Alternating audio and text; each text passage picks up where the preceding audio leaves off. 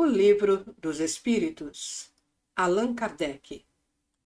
Livro 4, Esperanças e Consolações. Capítulo 2, Penas e Gozos Futuros. 7, Duração das Penas Futuras.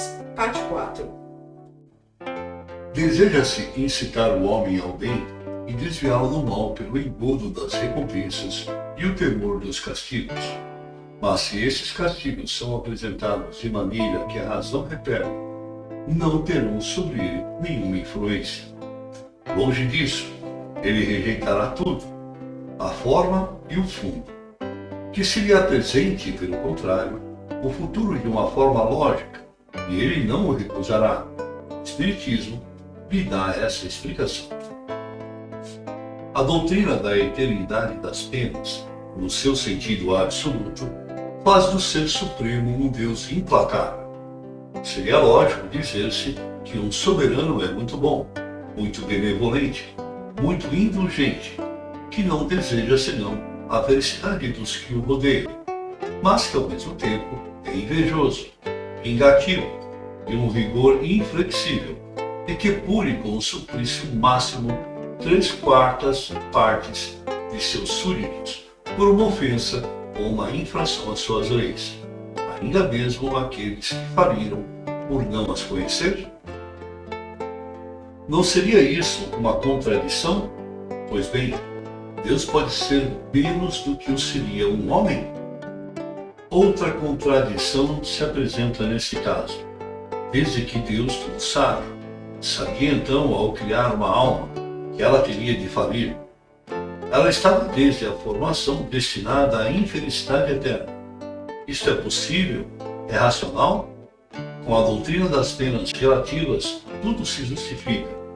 Deus sabia, sem dúvida, que ela teria de falir, mas lhe dá os meios de se esclarecer por sua própria experiência e pelas suas próprias faltas. É necessário que ela expie os seus erros para melhorar e se firmar no bem. Mas a porta da esperança jamais lhe será fechada, e Deus fez depender o momento da sua libertação dos esforços que ela fizer para o atingir. Eis o que todos podem compreender, o que a lógica mais meticulosa pode admitir. Se as penas futuras tivessem sido apresentadas dessa maneira, haveria muito menos céticos.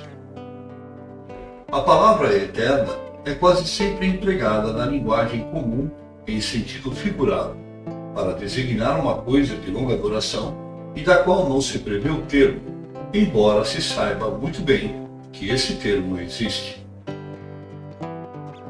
Dizemos, por exemplo, os gelos eternos das altas montanhas, os polos, embora saibamos, de um lado, que o mundo físico pode ter um fim, e de outra parte, que o estado dessas regiões pode modificar-se pelo deslocamento normal do eixo da Terra ou por um cataclismo.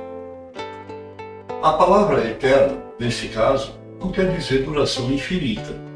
Quando sofremos uma longa doença, dizemos que o nosso mal é eterno, que há, pois, para admirar seus espíritos, que sofrem desde muitos anos, desde séculos e até mesmo de milhares de anos, também digam assim?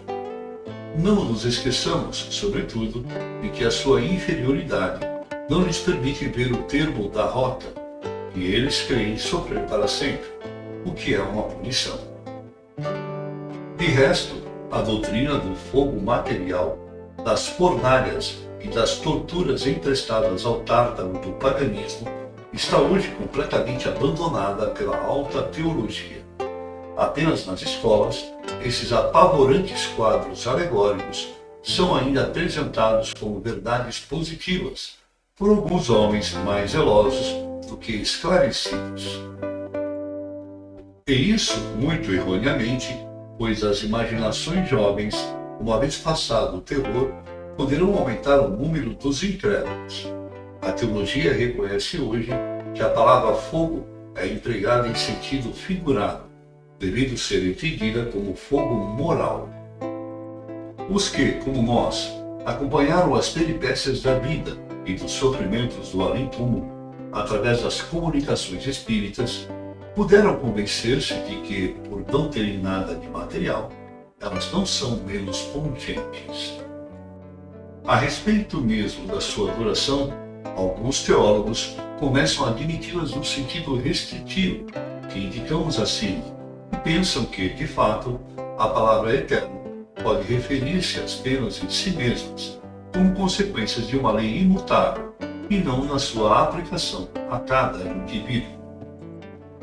No dia em que a religião admitir essa interpretação, bem como outras que são igualmente a consequência do progresso das luzes, reconduzirá ao seu seio muitas ovelhas desgarradas.